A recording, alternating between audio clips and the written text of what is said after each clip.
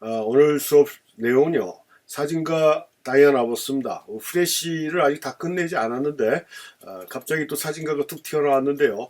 오늘 말씀드릴 두 명의 사진가가 있어요. 다이안 아버스하고 위지라는 사진가인데, 이 사람들의 사진적인 특징, 사진적으로 담고자 하는 메시지가 아니라, 이 다이안 아버스나 위지는 프레시를 이용해서 촬영을 했던 대표적인 사진가다라고 이렇게 말씀드릴 수가 있고, 그 이제 후레쉬 촬영을 이용해서 자신이 표현하고자 하는 그 이미지를 만들어낸 사진가로서 그 후레쉬하고 연관된 사진가로 이 다이안 아버스하고 위주를 말씀드리는데요.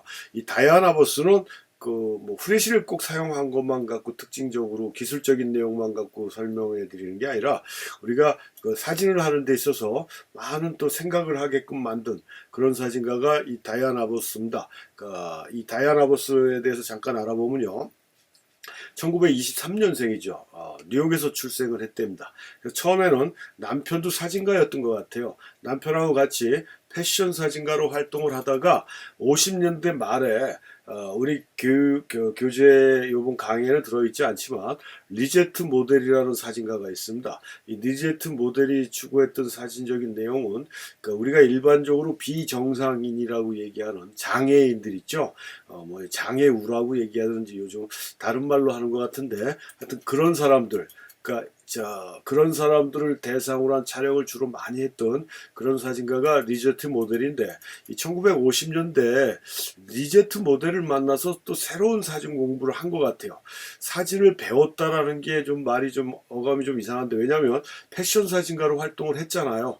그래서 새롭게 사진을 배운다라고 얘기할 수는 없지만 리제트 모델의 사진적인 영향을 많이 받았다라고 풀어서 설명해 드릴 수가 있을 것 같아요. 그래서 리제트 모델의 영향을 받고 나서 그런 커머셜 상업적인 패션 사진가에서 순수 사진가로 순수 사진가로 사진의 방향이 바뀌었다. 그래서 옆에 찍은 사진은 패션 사진은 아니지만 하여튼 순수 사진가로 사진이 바뀌었다라고 볼 수가 있고요. 그러다 보니까 이 사람도 마찬가지로 자신의 그 사진적인 스승인 리제트 모델과 같은 사람들을 대상으로 한 촬영을 상당히 많이 했다라는 겁니다. 주로 그걸 많이 했어요.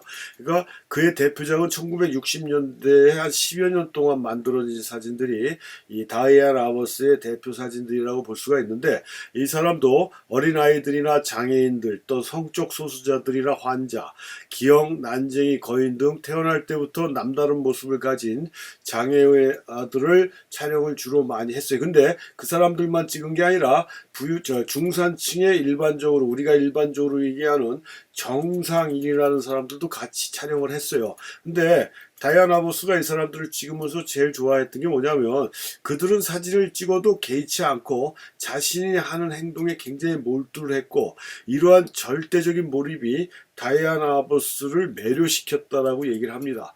그래서 이 다이안 아버스가 이 사람들하고 그 다음에 뭐라 그래요? 정상적인 사람들, 그런 사람들을 동시에 같이 촬영을 했다라고 그래 얘기를 했는데, 그래서 이 사람 사진은 항상 박수하고 갈채와 비난을 동시에 받아요. 그러니까 좋다라고 한 사람들도 있고, 저 사람 이상한 사람이다라고 얘기하는 사람도 있고, 그래서 시대적으로 금기로 여겨졌던 사진을 찍었다라는 평가를 또 받고 있습니다. 그게 무슨 얘기냐면, 이 다이안 아버스 사진을 보고, 어떤 사람이 사람들을 피사체로 삼아 보다 깊은 시각으로 들어간 아버스의 사진은 미국의 도덕적인 타락과 그 붕괴의 쇼크를 표현한 가장 훌륭한 사진가다라는 평가를 받았다라는 얘기예요. 그러니까 정상적인 사람들, 이 사람들은 정상인이라고 얘기하는 중산층들에 그래서 파티 같은 거 이 사람들 열고 이렇게 분장하잖아요. 얘는 미국이나 백인 애들이 주로 하는 게 할로윈 파티에 가면 쓰고 또 가면 무도회도 되게 많고 이렇게 파티하는 거 보면, 그러니까 정상적인 사람들이 비정상적인 행동을 하는 이런 모습들의 시각을 마친 그런 사진들이 상당히 많이 있는데, 그런 사진들하고 그러니까 자신들은 엄격히 정상인이다 라고 생각하는 사람들하고 이 일반 사람들이 봐도 저 사람들은 장애인이다, 장애하다, 장애우다라고 생각하는 이런 사람들하고 똑같은 포맷으로 찍었다라는 얘기예요. 똑같은 포맷으로 찍으면서, 그러니까 우리가 여기 저 다이안 아버스 사진에서도 나오는 얘기인데, 이 사람은 그 1971년에 자살을 합니다. 그러니까 10년 동안 아주 사진에 상당히 몰입을 했던 것 같고요. 거기에서 한계를 느낀 것 같아요. 제가 보기에는. 그러니까 이 장애아나 우리가 일반적으로 생각하는 비정상적인 사람들이라고 약간 소외되고 따돌림 당하는 그런 형태의 사람들을 찍으면서 그 사람들에 대한 뭐 어떻게 자기가 할 수 없는 뭐 여러 가지 갈등과 고뇌와 고통을 받지 않았나.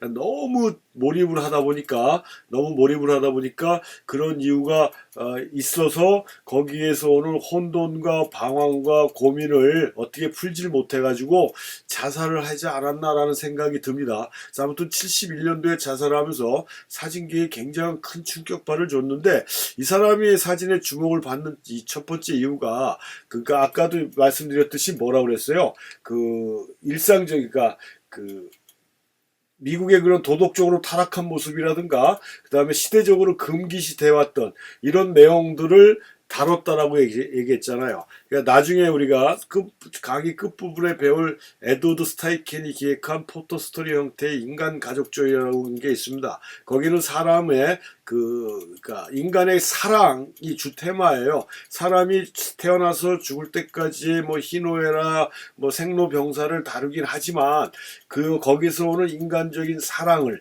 그 다음에 인간의 미래는 밝고 희망이 있다라는 그런 메시지를 갖고 있는 게 이 에드워드 스테이켄이 기획한 인간가족전이고, 그런 휴머니즘이나 이런 거를 주로 일반적인 다큐멘터리나 기록사진에서 다뤘던 게 실질적인 그 상황이었어요. 그러니까 시대의 아픔이나 인간의 뭐 이런 뭐 이렇게 변질되고 변형되고 하는 인간의 그런 악한 모습을, 도덕적으로 타락한 모습들을 담는 거 금기시돼 왔다라고 이렇게 보시면 되는데, 근데 그런 형태를 깨기 시작한 게 누구부터라고 얘기했습니까? 로버트 프랭크나 월리엄 클라인 시절에 1950년대 후반에서 시작이 됐는데, 그런 영향을 받은 게 또 다이안 아버스다라고 볼 수가 있어서, 또 인간들이 도덕적으로 타락하고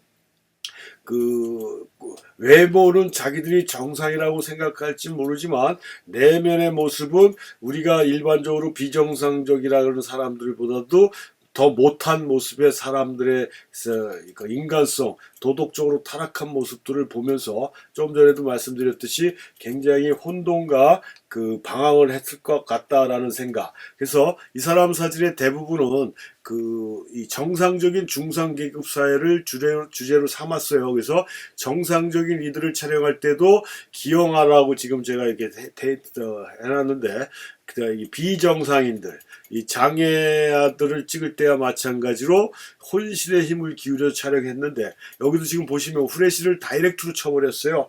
다이렉트로 쳐갖고 이 사람 사진의 특징에 촬영적인 방법이 이런 건데요.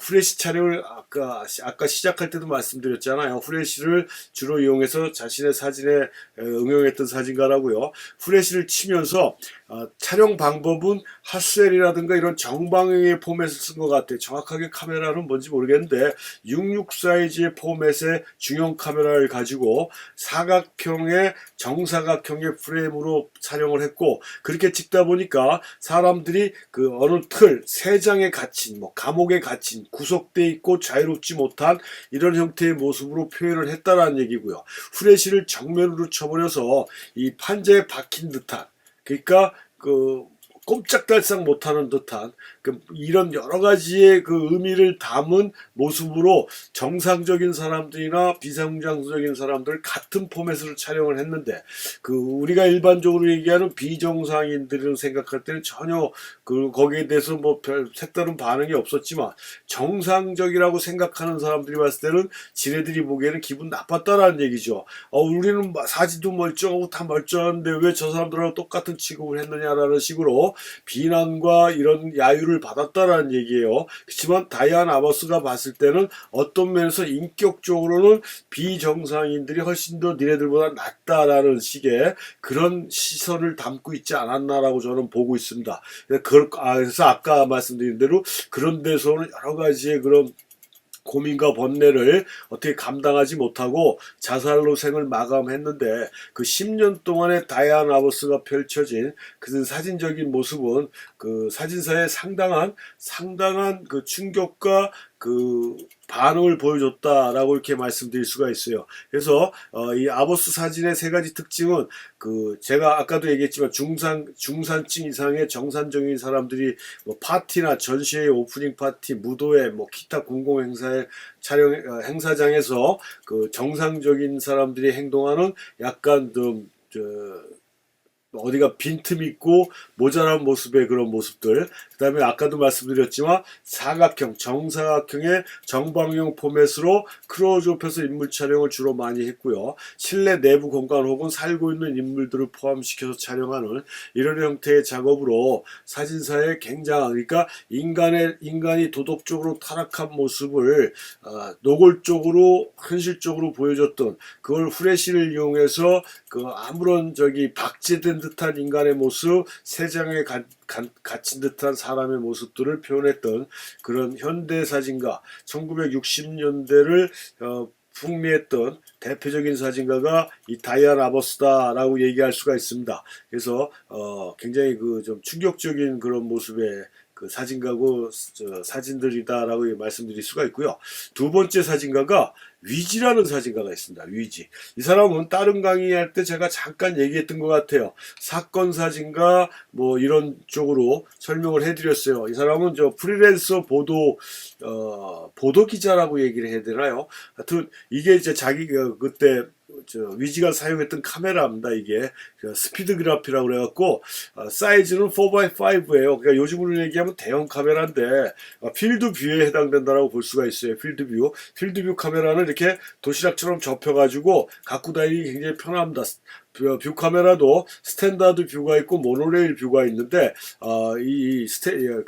스피드그래피라고 하는 요거 필드뷰 형태로 나왔는데, 그 당시에 굉장히 많은 사진가들이 사용했던 그런 카메라 포맷이라고 볼 수가 있고요. 여기 지금 위지 사진을 옆에 들고 있는 게 이게 후레쉬 벌브입니다. 후레쉬 벌브. 그러니까 한 장 찍고 벌브를 바꿔줘야 돼. 굉장히 뜨거워요. 저도 이거 한참 오래전에 웨딩 사진하고 막 이럴 때 썼었거든요. 근데 광량은 굉장히 셉니다. 광량은 굉장히 세가지고 아주 풍부한 후레쉬 촬영이 될 수 있게 해드린 건데, 단점이라는 거, 전구 하나에 한 카트뿐이 못 찍는다. 그래서 만약에 10카트의 사진을 찍는다 그러면 벌브가 10개가 있어야 되고요. 또 뺄 때는 맨손으로 뺐다가 큰일 나요. 그래서 장갑을 끼고 빼줘야 되는 이런 번거로움이 있는데, 이런 거를 아주 신속하게 사용하면서 촬영했던 사진가가 위지예요. 그러니까 무슨 얘기냐면, 이 사람은 아까 말씀드린 대로 사건 사진가, 사고 사진가라고 그래갖고 이 자기 차에 뭐가 되어 있습니까? 경찰, 우리나라로 얘기하면 112인가요? 범죄 신고하는, 거기에 미국 같은 경우는 911인데 그거에 도청 장치가 되어 있어서 사고 신고가 들어가면 중간에 그걸 접수해가지고 경찰보다도 먼저 가요. 경찰보다도 먼저 가가지고 그 현장을 찍는 거예요. 왜 경찰보다 먼저 가냐면, 경찰보다 뒤에 가면 포리스 라인이라고 쳐버리고 못 들어오게 하고요.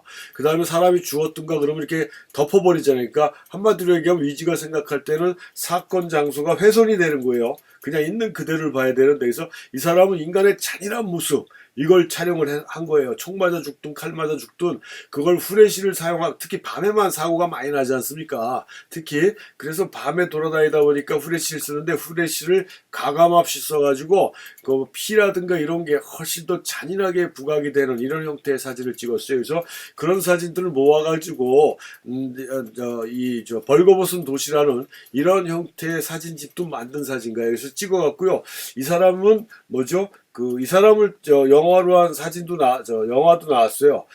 조페시의 특종이라고 그러는데, 저도 자세히를 본 기억은 있는데, 그게 위지를 저기로 대상으로 한 영화라는 걸 생각도 못하고 그렇게 깊이 있게 본 것 같지는 않아요. 근데 거기 영화 장면에서 생각나는 게 이 사람 차 트렁크가 암실이에요, 암실. 그러니까 깜깜한 밤에만 사진 찍다 보니까 저렇게 사건 현장이나 이런 데 가서 찍고 바로 암실 들어가서 트렁크를 열고 밤이니까 거기서 필름 현상을 해가지고 그걸 바로 요즘 우리나라로 얘기하면은 택배나 이런 걸로 시켜가지고 바로 신문사로 원고를 넘겨주고 이런 식으로 생활했던 프리랜서 보도 기자라고 이렇게 볼 수가 있어요. 그래서 이것도 지금 후레쉬를 촬영한 거죠. 그래서 거기 아까 벌거벗은 도시라는 거기에 들어가 있는 사진들인데 이런 식으로 인간의 가장 좀 잔인한 모습. 이 사람도 마찬가지로 다이아나 아버스와 같이 무도회장이라든가 뭐 이런 그래서 좀 멀쩡한 놈들이 좀 넋빠진 정신 나간 행동을 하는 이런 모습들 좀 이렇게 약간 유머스러운 사진도 많이 찍고 그 다음에 잔인한 모습의 사진들 이렇게 살인 사건이나 사건 현장에 이게 피로 번복된 이런 모습들의 사진도 찍고 해서 인간의 모자란 점, 인간의 잔인한 점들을 부각시킨 그런 대표적인 사진가로 또 위지라는 사람. 위지는 그러니까 사진가, 그러니까 필명이라고 볼 수가 있어요. 원래 본명은 굉장히 긴 걸로 알고 있습니다. 그래서 굉장히 뭐 이렇게 두각을 나타냈던 20세기를 빛낸 유명한 사진가 라인에 딱 한 자리를 찾고 있는 그런 사진가는 아니지만 그래도 우리한테 굉장히 많은 의미를 전달해주는 그런 사진가라고 볼 수 있는 게 이 위지라고 볼 수 있어요. 총 맞고 죽은 것 같아요. 지금 이 사진 같은 경우는 대부분 다 후레쉬를 써서 나중에는 이렇게 경찰들이 이 도청이라는 건 굉장히 중범죄래요. 그래서 잡아서 집어넣으면 그 보석금 내고 나와갖고 또 가고 이러니까 포기를 할 줄 모르니까 나중에 경찰들이 출동할 때 또 분명히 가면 위지가 있을 것이다라고 이제 아주 포기 상태로 가갖고 나중에 좀 더 편안하게 사진을 찍었다라는 그런 얘기도 있습니다. 이런 식으로 후레쉬를 이용해서 자신이 표현하고자 하는 여러 가지 효과를 봤던 사진가들이 우리 사진사 상에 유명한 사진가로 올라오지 않더라도 지금도 그런 형태로 작업하는 사진가들도 많이 있고요. 그래서 후레쉬가 꼭 어두울 때만 사용하는 그런 단순한 기계가 아니라 사진가의 그 주제를 좀 더 부각시키고 사진의 표현을 훨씬 더 효과적으로 만들어낼 수 있는 그런 액세서리고 또 도구다라고 생각을 하시면 후레쉬를 활용해서 좀 더 다양한 사진을 만들어 줄 수 있다라는 점, 이 점을 이 다이아나 아버스나 위지를 통해서라도 좀 느끼셨으면 하는 바람으로 두 명의 사진가에 대해서 간략하게 알아봤습니다.